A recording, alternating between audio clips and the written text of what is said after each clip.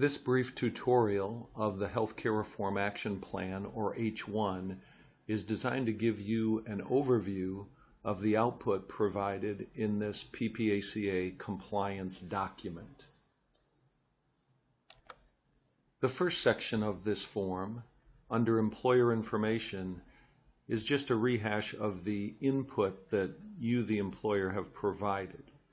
The second section, underneath Results, shows the compliance areas assessed and the areas of compliance that you, based on your specific input, must comply with.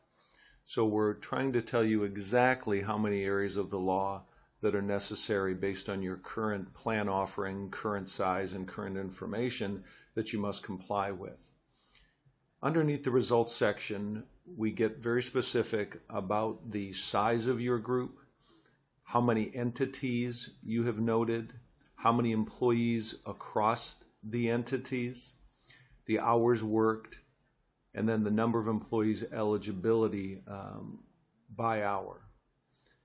We also then go into detail about the plan design in the upper right-hand corner of that section, where we'll review the out-of-pocket maximum, deductible, and coinsurance. And then we'll give you some averages on the entire group of the FPL, federal poverty level, as well as the average wage across your group. And then the bottom right of this section provides a percentage of employees that have actually provided the household income information from the health plan subsidy predictor that was emailed to them.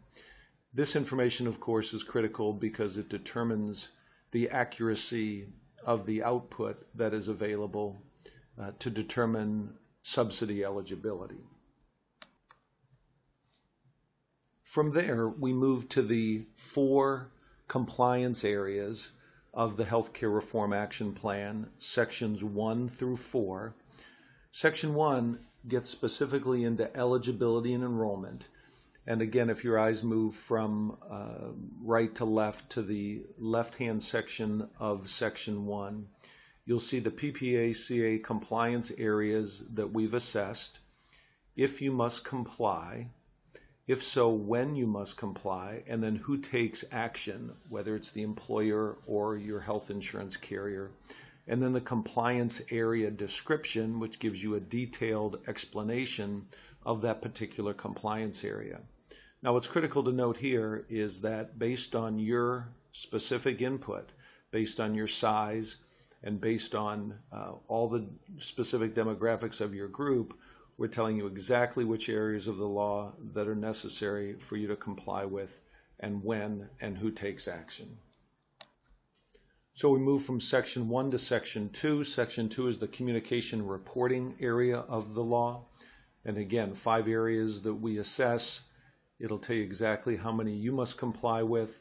Again, the compliance area, if you must comply, if so, when, and then who takes action. From there, we move to Section 3, plan design, detailing the plan design compliance areas, 6 areas assessed, and then we explain how many you must comply with, and when, and who takes action. Finally, we moved to Section 4, the penalties and fees, probably the most confusing and concerning section of the law to most people. And again, based on your size and based on your group's particulars, we'll detail several areas assessed and which areas you must comply with and when. At the bottom of the document, we show the small employer health care tax credit, which very few employers will be eligible for. And then finally, a brief overview of the subsidy eligibility and the average dollar amount available in subsidy to the entire group. Now, this information will be provided in more detail in the Health Plan Subsidy Predictor Output, or X2, when we take that information and aggregate it into our final report, which is the Marketplace Options Report, or M3.